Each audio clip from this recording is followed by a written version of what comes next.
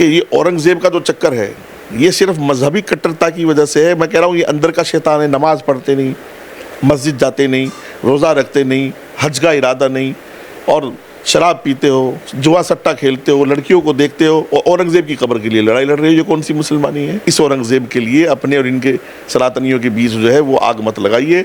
अपने महापुरुषों को जो है उनका अपमान मत कीजिए, और अपने बीच में दीवार मत खड़ी कीजिए। ऐतिहासिक महापुरुष लोग हैं, उनको लेकर के इनके दिलों में ये सब बातें क्यों हैं? ये औरंगज़ेब की इज्जत करेंगे, संभाजी महाराज की नहीं करेंगे, शिवाजी महाराज की नहीं करेंगे।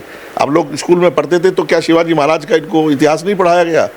या पढ़ के भी ये सब बेकार हो गए? छावा फिल्म आ गई तो कौन सी मुसीबत हो गई है? को इस्लाम के लोग आदर्श मानते? कहाँ ऐसा लिखा है कि औरंगज़ेब हमारा मुसलमानों का आदर्श है, जो उसके लिए हम जो है अपने देश के महापुरुषों को गालियाँ देंगे और लोगों के मकानों में आग लगाएंगे, लोगों की गाड़ियों में आग लगाएंगे? ये कट्टरता इन बच्चों में किसने भर दी है? नमस्कार, आप देख रहे हैं हेडलाइंस इंडिया। मेरा नाम है विनोद शर्मा। छावा फिल्म आने के बाद औरंगज़ेब की कब्र को हटाने की मांग पहले से भी ज़्यादा तूल पकड़ चुकी है।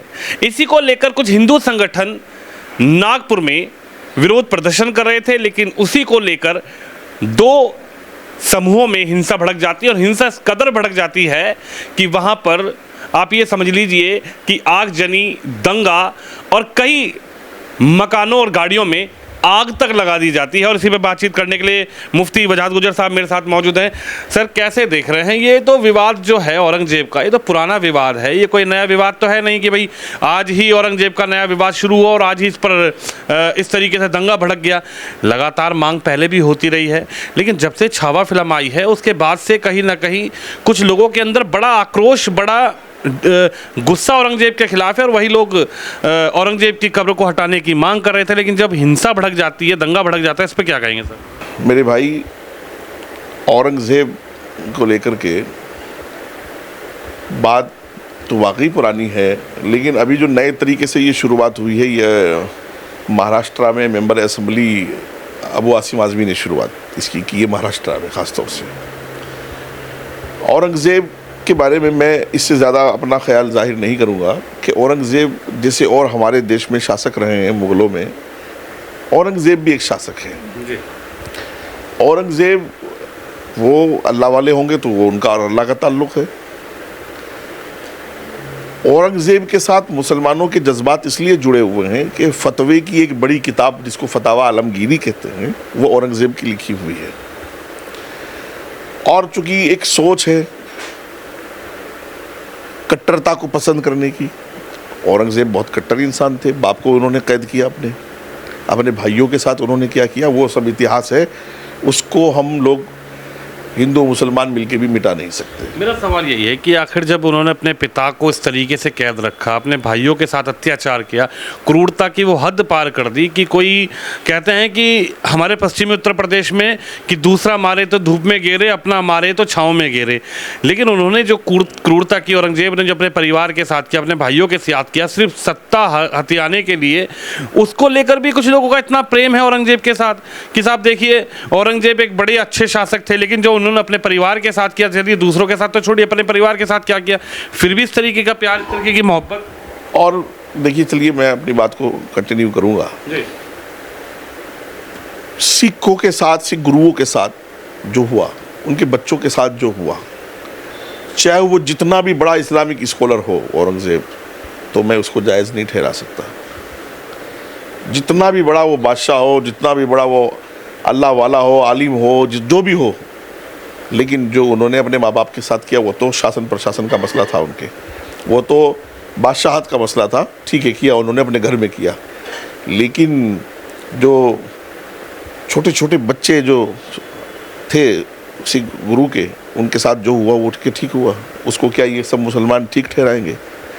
और फिर इस देश के मुसलमानों का, ना तो इस देश का मुसलमान मुग़ल इनके पूर्वज हैं, ना ये मुग़लों के वंशज हैं, तो क्या इस देश में अब ये मुसलमान इसीलिए रह गया है कि मुग़लों की लड़ाई लड़ेगा?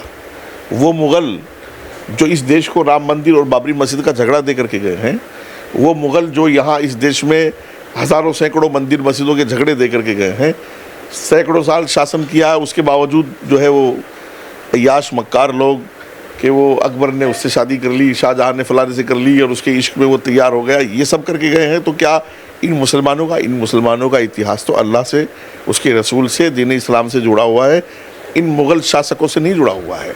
और मुझे इतना अफसोस है इस बात पर, जाहिर सी बात है, ये तो सनातन के लोग चलो मांग कर रहे थे कि भाई औरंगज़ेब की कब्र को यहाँ से हटाओ, ये तो मांग सिख भी कर सकते हैं। जो सिख गुरु, याद मुझे नाम, गुरु गोविंद सिंह शायद, गुरु गोविंद सिंह के बच्चों के साथ जो कुछ हुआ, तो करोड़ों सिख समुदाय भी तो इस बात की मांग कर सकता है कि औरंगज़ेब के कब्र को कहीं और ले जा करके रख दो आप। वो ठीक है, मांग की उन्होंने। क्या मुसलमान इसी बात के लिए रह गया है कि वहाँ नागपुर में जो मैं वीडियो देख रहा हूँ कि वो औरंगज़ेब सुल्तान जिंदाबाद और लब्बैक या रसूल अल्लाह और लब्बैक या, क्या मुसलमान इसी चीज़ के लिए, रमज़ान का इतना मुक़द्दस महीना है, क्या मुग़ल शासक ऐसे हैं कि उनके लिए इस देश का मुसलमान लड़ेगा और देश की और स्टेट की और राष्ट्र की संपत्ति को आग लगाएगा, नुकसान पहुंचाएगा, अपने सनातन के भाइयों से लड़ेगा, जिनका रात दिन का पड़ोस है, जिनका रात दिन का उठना बैठना है साथ में, उनसे लड़ेगा, वो भी मुग़ल शासक और क्रूर शासकों के लिए। मैं समझता हूँ सब ये कट्टरता की तरफ जा रहे हैं और इसमें टोटल मुस्लिम संगठन जितने भी हैं, मुस्लिम स्कॉलर, वो जिम्मेदार हैं, चूँकि उन्होंने इस समाज के अंदर वो, ये कुदरत का कानून है, ये लॉ ऑफ नेचर है, जो बीज बोएंगे वो काटेंगे। उन्होंने कट्टरता का बीज बोया है, तो इसलिए वो लब्बैक या रसूलुल्लाह के नारे लगा रहे हैं। आप समझते हो ये कितना गंभीर मसला है जो मैंने देखा, शायद एजेंसियाँ समझ रही होंगी।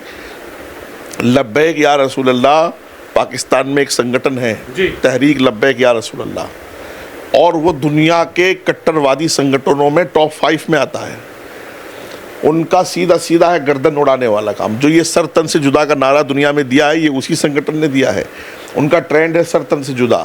पहले वो एक बुढ़ा था मौलवी खादिम हुसैन, उसकी दोनों टांगें नहीं थी और वो दोनों टांगों नहीं थी, व्हील चेयर पे था, तो भी ये सब बदमाशियाँ करता हुआ घूमता था। अब उसके 2 बच्चे हैं, वो इतने बड़े बड़े पकड़े उन्होंने बांधे हुए हैं काले, और पूरे पाकिस्तान में आतंक मचाया हुआ है। साद रिजवी है और एक दूसरे का पता नहीं क्या नाम है, मुझे नाम याद नहीं आ रहा, और वो वही तहरीक लब्बैक या रसूलुल्लाह चला रहे हैं, सरतन से जुदा चला रहे हैं। चूँकि उनका एक बड़े थॉट से ताल्लुक़ है हिंदुस्तान पाकिस्तान में, मुसलमानों के 2 बड़े मसलक हैं, अगर आपने सुना होगा, देवबंदी और बरेलवी। जैसे तालिबान जो है वो देवबंदी थॉट से जुड़ा हुआ था, तो ये तहरीक लब्बैक या रसूलुल्लाह जो है, ये कट्टर आला किस्म का कट्टर संगठन, ये बरेलवी मसलक से जुड़ा हुआ है। तो जाहिर सी बात है वो इंडिया में, पाकिस्तान में और बांग्लादेश में देवबंदी और बरेलवी दोनों हैं। जब तालिबान की कट्टरता वहाँ बढ़ रही थी तो यहाँ का देवबंदी भी उसी रास्ते पर था।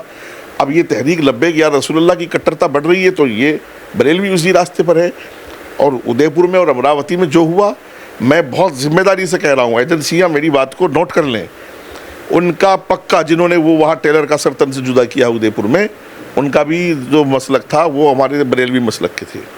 आप मानते हैं कि पूरी प्री प्लानिंग थी? जिस तरीके से अब तस्वीरें निकल कर आ रही हैं, सीसीटीवी की फुटेज निकल कर आ रही है, प्रशासन अब पूरी निगाहें बना के रखा हुआ है, जहां स्वास्तिक बने घर देखे वहां पर हमला किया गया, जहां गाड़ियों में शिव की मूर्ति देखी, भोले भगवान की मूर्ति देखी, जहाँ भी सनातनी, जहाँ भी अगर कोई चिन्ह नज़र आया तो वहीं पर हमला किया गया। क्या ये आप मानते हैं कि पूरा एक प्री प्लानिंग थी, एक टारगेट था कि भाई ऐसे मौके पर सनातन के मानने वालों को टारगेट किया जाए?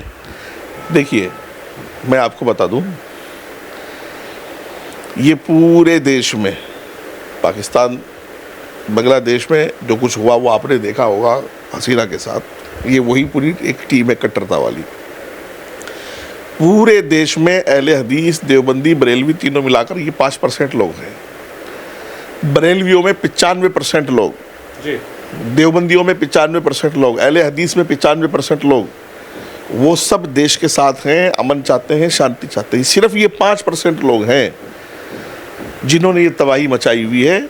जो आप ये कह रहे हैं ना, ये कट्टरता है जो आप बता रहे हो कि गाड़ियाँ देखी और वो मकान देखे, और वही चीज़ें आपने थोड़े दिन पहले संभल में देखी, वही चीज़ें आपने थोड़े दिन पहले जब CNRC के झगड़े हो रहे थे इलाहाबाद और कानपुर जैसी जगहों में देखने को मिल रही थी। मैं ये चाहता हूँ, मैं ये पूछना है, मेरा सवाल है ये मुस्लिम संगठनों से, जंतर मंतर पर आप आए हो हज़ारों की तादाद में, आपने इन मुसलमान बच्चों के दिल में क्यों नहीं झांका है कि शिवाजी महाराज को लेकर के, ये संभाजी महाराज को लेकर के, जो हमारे देश के ऐतिहासिक महापुरुष लोग हैं, उनको लेकर के इनके दिलों में ये सब बातें क्यों हैं? ये औरंगज़ेब की इज्जत करेंगे, शिवराज संभाजी महाराज की नहीं करेंगे? शिवाजी महाराज की नहीं करेंगे? आप लोग स्कूल में पढ़ते थे तो क्या शिवाजी महाराज का इनको इतिहास नहीं पढ़ाया गया? या पढ़ के भी ये सब बेकार हो गए?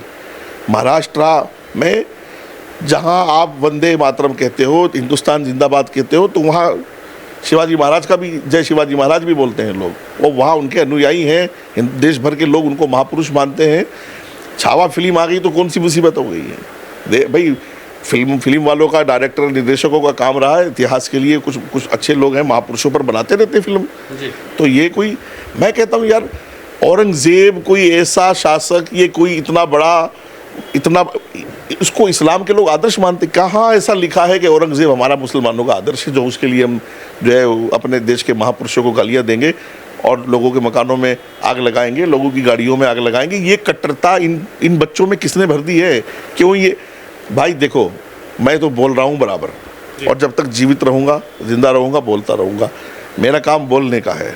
मुसलमान मेरी बात को समझे, तन्हाई में बैठ कर के सोचे, तुम किन लोगों से लड़ रहे हो जिनसे तुम्हारे बाप का पड़ोस था, तुम्हारे दादा का, परदादा का पड़ोस था।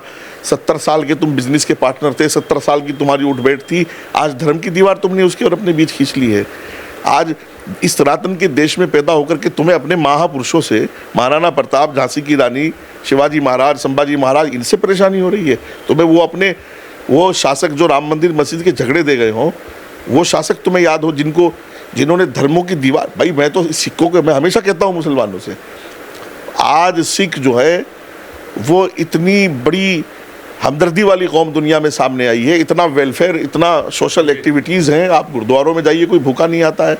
उस कौम के गुरु के साथ, उसके बच्चों के साथ, मैं कहता हूँ होगा बहुत बड़ा अल्लाह वाला, यार मानो तुम, लेकिन कौन अल्लाह वाला है इस्लाम की इतिहास में, मेरे नबी से लेकर के, मेरे साहबा से लेकर के, जिन्होंने ऐसा जुल्म किया हो किसी धर्म के लोगों के साथ, और फिर आदमी मानते हो? अब मैं आज, ये तो अब आ रही हैं, जब मैं स्टूडेंट था तब मैं कहीं अपने प्रोफेसर, अपने टीचरों से, मौलवियों से, बड़े पुस्तक कहता भी था एक दो से, मैंने कहा मेरी समझ में ये बात नहीं आई कि वो अल्लाह वाले भी थे, फतवे की इतनी बड़ी किताब भी लिखी और बाप को भी कैद करके रखा, जबकि इस्लाम ये कहता है कि बाप अगर अच्छे दूसरा धर्म का हो, आप मुसलमान हो गए हो, बाप जो है वो सनातनी हो, ये सिख हो, कुरान का ये ऑर्डर है, हुक्म है, फला तकुल्लहुमा उफ़, ये लफ्ज़ उफ़ इस्तेमाल किया है कुरान में। बाप के सामने उफ़ भी नहीं कर सकते। और औरंगज़ेब का इतिहास क्या कहता है कि उसने बाप को कैद करके रखा हुआ था। तो मैं पूछता था, अरे यार छोड़ो ये बातें, और मेरे मन में है ये बात, और मैं कह रहा हूँ आज, अगर किसी के पास इन सब चीज़ों का जवाब है तो आपको कमेंट कर दे, आपको इंटरव्यू दे बुला करके। और मैं फिर मुसलमानों से कहूँगा, हाथ जोड़ के अपील है यार, ये देश अपना है, ये राष्ट्र अपना है, ये सनातनी अपने हैं, ये सारे महापुरुष अपने हैं। इस औरंगज़ेब के लिए अपने और इनके सनातनियों के बीच जो है वो आग मत लगाइए, अपने महापुरुषों को जो है उनका अपमान मत कीजिए, और अपने बीच में दीवार मत खड़ी कीजिए। कुछ लोग आग लगाकर चले गए, कुछ लोग दंगा भड़काकर चले गए, कुछ लोग इस पूरी घटना को करने के बाद शांत हो गए, छुप गए, लेकिन प्रशासन पूरी तरीके से तैनात है। सीसीटीवी की फुटेज निकाली जा रही है। आपने संभल का जिक्र किया, संभल जो कि उत्तर प्रदेश में है, और वहाँ एक छोटी सी घटना हुई थी, लेकिन वहाँ के मुख्यमंत्री ने उसको पूरी तरीके से, और वहाँ के प्रशासन ने उसको पूरी तरीके से टैकल किया, उसको आगे ना बढ़ने दिया, और पूरा रमज़ान का महीना भी चला, वहाँ पे चीज़ें भी लगातार चल रही है। लेकिन अब जब वहाँ पर कार्रवाई होगी, जब योगी मॉडल की वहाँ पर चर्चा चल रही है कि साहब योगी मॉडल को यहाँ पर उतार देना चाहिए, तब वही लोग, उन्हीं के रहनुमा, उन्हीं के चाहने वाले निकल कर आएंगे कि देखिए साहब बुलडोज़र चलाया जा रहा है, देखिए साहब घर को बुलडोज़र से तोड़ा जा रहा है। आज वो लोग चुप हैं, क्या कहेंगे सर, इतनी बड़ी घटना हो गई है, क्यों नहीं आ रहे सामने निकल कर, क्यों नहीं बोलते कि सर ये गलत है, इस तरीके की घटनाएं नहीं होनी चाहिए, आपने आगजनी करी, आपने घरों को फूंक दिया, आपने महिलाओं से बदतमीजी की, आपने अलग अलग शब्दों का प्रयोग किया। आज वो लोग चुप क्यों हैं? और जब कल अगर बुलडोज़र से कोई कार्रवाई होती है तो आप कोर्ट का दरवाज़ा खटखटाएंगे, आप तमाम तरीके की बातें कहेंगे। देखिए विनोद भाई, इस मसले को थोड़ा हम लोग को डीपली समझते हैं। योगी मॉडल, चूँकि फडणवीस वहाँ सीएम है और बहुत शानदार नेता भी हैं, बहुत शानदार सीएम भी हैं, और बहुत, ये समझ लीजिएगा महाराष्ट्र की तरक्की में जब कभी इतिहास लिखा जाएगा तो फडणवीस का अपना नाम होगा, और हमारे माननीय प्रधानमंत्री जी के क़यादत में, उनके निगरानी में सब काम हो रहा है। योगी मॉडल माफिया और कट्टरता के खिलाफ एक मिसाल है पूरी दुनिया के लिए। इतना बड़ा स्टेट यूपी काबू करना बहुत मुश्किल काम था उनके लिए, अगर वो इस मॉडल पर नहीं चलते। तो फडणवीस हो या और दूसरे सीएम हो, चीफ मिनिस्टर हो, ये तो सीखने की बात है कि माफियाज को लेकर के, कट्टरता को लेकर अगर उनके मन में समझौता है तो वो एक नाकाम सीएम है, वो कोई भी सीएम रहे। माफियाज को लेकर के, किसी भी तरह का माफिया हो, जुल्म करने वाले को लेकर के, कट्टरता को लेकर के, आतंकवाद को लेकर के, हमारे डीएनए में कोई गुंजाइश नहीं है। सब ध्वस्त कर दो, ख़त्म। या तो जेल में रहेगा या ज़मीन के नीचे रहेगा और सब चीज़ें ख़त्म। इतनी ही सख्त कार्रवाई माफियाज और कट्टरता के खिलाफ होनी चाहिए। जैसे यूपी में अमन आया है तो राजस्थान में आया है और दूसरी जगहों में आया है। महाराष्ट्र में मुझे उम्मीद है सरकार बहुत मजबूत है, अमन आएगा और आ भी गया है। वहाँ पर शासन प्रशासन पूरी कोशिश कर रहा है। लेकिन मैं फिर वही कहूँगा, हमें भी, मेरे समाज के लोगों से मैं अपील करूँगा, कट्टरता को जगह ना दें, माफिया को जगह ना दें। आपने इस मॉडल को तैयार नहीं करना है कि हमारे रहनुमा जो है वो मुख्तार अंसारी होंगे, अतीक होंगे, हमारे रहनुमा जो है माफिया होंगे, शहाबुद्दीन होंगे। नहीं, ये मॉडल हमें तैयार नहीं करना है। हमें मॉडल तैयार करना है, APJ कलाम हमारे रहनुमा होंगे, मौलाना अबुल कलाम आज़ाद हमारे रहनुमा होंगे और शेखुल इस्लाम हुसैन अहमद मदनी हमारे रहनुमा होंगे, मौलाना हिफ्जुर रहमान सेवारवी हमारे रहनुमा होंगे। हमें अपने रहनुमा, अपना आइडियल जिसने देश के लिए कुर्बानी दी है, राष्ट्र के लिए दी है, कौम के लिए दी है, उसको चुनना है। अपने महापुरुषों को चुनना है हमें। भगत सिंह हमारे आइडियल हैं, चंद्रशेखर हमारे आइडियल हैं और शिवाजी महाराज हमारे आइडियल हैं। तो ये महापुरुष हमारे लिए आइडियल हैं जो हमारे इतिहास का, सनातन का, देश का, हमारी पद्धति का हिस्सा हैं और हमारे कल्चर का हिस्सा हैं। ये हमारे लिए आइडियल नहीं है, ना औरंगजेब आइडियल हैं। तो इसलिए मैं मुसलमानों से भी अपील करूँगा कि वो अपने में भी ढूंढें, कट्टरता के खिलाफ, माफियाओं के खिलाफ खुद से भी जंग लड़ें और सरकार का भी सहयोग करें। आपको लगता है बड़ी कार्रवाई सरकार करेगी वहाँ पर, और जब बड़ी कार्रवाई होगी तो ऐसे चेहरे जो पर्दे के पीछे छुपे हुए हैं वो चेहरे सामने आएंगे और बड़ी सख्त कार्रवाई के साथ ऐसे लोगों से कानूनी तौर पर प्रशासन जो है वो निपटेगा? देखो विनोद, सबके अपनी अपनी दुकानें हैं जी, सबके अपने अपने मकसद हैं, सबका अपना अपना अंदर खाने कुछ ना कुछ गेम प्लान है, कुछ ना कुछ है। कुछ लोग आएंगे कि वकील दे देंगे मुकदमा लड़ने के लिए, क्योंकि उसके पीछे उनको फंडिंग करनी है अफ्रीका से, लंदन से, अमेरिका से, कहाँ से। कुछ लोग आएंगे कि वो सुप्रीम कोर्ट स्टे डालो, हाई कोर्ट जाओ, बुलडोज़र नहीं चला सकते। हर तरह का आदमी आएगा, वो हर तरह की हमदर्दी देगा और लेगा। ऐसा नहीं है कि एक ही तरफा देगा ही, लेगा भी साथ साथ। और सबके अपने अपने मकसद होंगे। कोई पॉलिटिकल होगा तो विपक्ष की भूमिका निभाते हुए आएगा, कोई वकील होगा तो मैं फ्री केस लड़ूंगा, जमीयत कहेगी वकील हमसे ले लो, ये सब होता है। लेकिन मैं इन सब से कहता हूँ यार, तुम जो है इस बीज को ख़त्म करो, जो तुम्हें वकील भी ना देना पड़े, तुम्हें हाई कोर्ट सुप्रीम कोर्ट भी ना जाना पड़े। हमारा सब का रास्ता एक रास्ता है, राष्ट्र का रास्ता, राष्ट्र प्रेम का रास्ता, देश प्रेम का रास्ता, सनातन प्रेम का रास्ता। हमें कट्टरता को बिल्कुल कोई जगह नहीं देनी। मज़हब मेरा बहुत निजी मामला है। मुझे नमाज़ पढ़नी है, मुझे रोज़े रखने हैं, मुझे हज करना है, मुझे ज़कात देनी है, मुझे पड़ोस का हक अदा करना है, एक अच्छे अखलाक का, अच्छे किरदार का इंसान बनना है। ये सब इस्लाम सिखाता है। इस्लाम जो है वो बहुत ही प्यारा मज़हब है। इस्लाम ये नहीं सिखाता कि तुम औरंगज़ेब के लिए लड़ो, इस्लाम ये नहीं सिखाता तुम शिवाजी का अपमान करो, सब्बाजी का अपमान करो, इस्लाम ये नहीं सिखाता आग लगाओ। ये सब खुदा और रसूल के नाफरमान हैं, ये सब अल्लाह के नाफरमान हैं।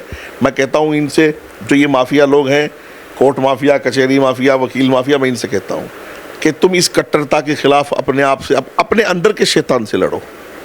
तुम्हें सरकार से लड़ने की ज़रूरत नहीं है, तुम्हें कोर्ट से लड़ने की ज़रूरत नहीं है, तुम्हें कहीं नहीं जाना। इस अंदर के शैतान से लड़ो जो तुम्हें इंसानियत के कत्ल पर मजबूर कर रहा है, जो तुम्हें पत्थर मारने पर, जो तुम्हें आग लगाने पर मजबूर कर रहा है। इस रमज़ान के पाक महीने में नियत करो कि देश हमारा है, राष्ट्र हमारा, हम देश के हैं, एक ईंट को नुकसान नहीं पहुंचने देंगे। महापुरुष हमारे हैं, औरंगज़ेब की कब्र है, हमारे देश की परंपरा नहीं है ये। न शमशान उखाड़ने की परंपरा है, न कब्रिस्तान उखाड़ने की परंपरा है। जो लोग इस बात को कह रहे हैं कब्र हटाओ, वो भी गलत है। लेकिन मैं कहता हूँ हमें लड़ना, भाई कब्र हटाने की मांग कर रहे हैं ना, सरकार हटाएगी नहीं हटाएगी, ये सरकार, ये हमारे देश में कानून है इसके लिए भी, नहीं हटाई जा सकती ऐसी किसी की कब्र। और जो लोग लड़ने गए हैं, मैं उनसे पूछता हूँ वो औरंगज़ेब के लिए लड़ने क्यों गए हैं? तो इसलिए मैं अपने अंदर के शैतान से लड़ो, औरंगज़ेब के लिए नहीं लड़ना हमको। वो हमारा, मैं ऐलान बिल्कुल खुला मैं ऐलान करके कहता हूँ, औरंगज़ेब से हिंदुस्तान के, पाकिस्तान के, बांग्लादेश के मुसलमानों का कोई नाता नहीं है। पूरा एशिया जो है ये सब सनातनी मुसलमान है। मुट्ठी भर लोग हैं जो बाहर से आए हैं बस, वरना सबका DNA सनातनी है, सबका कल्चर भारतीय है। ये पूरा अखंड भारत है और बिल्कुल हम हमेशा हमारे मन में अखंड भारत रहेगा। मैं आज आपको ये भी बता देता हूँ। दूसरी बात ये है कि ये औरंगज़ेब का जो चक्कर है ये सिर्फ मजहबी कट्टरता की वजह से है। मैं कह रहा हूँ ये अंदर का शैतान है। नमाज पढ़ते नहीं, मस्जिद जाते नहीं, रोज़ा रखते नहीं, हज का इरादा नहीं, और शराब पीते हो, जुआ सट्टा खेलते हो, लड़कियों को देखते हो, और औरंगज़ेब की कब्र के लिए लड़ाई लड़ रहे हो। ये कौन सी मुसलमानी है? औरंगज़ेब से हमारा ना हमारे वो पूर्वज हैं, ना हम उनके वंशज हैं, ना हमारा उनसे कोई नाता है। हम अल्लाह और उसके रसूल के इस्लाम को मानते हैं, औरंगज़ेब के इस्लाम को नहीं मानते हैं।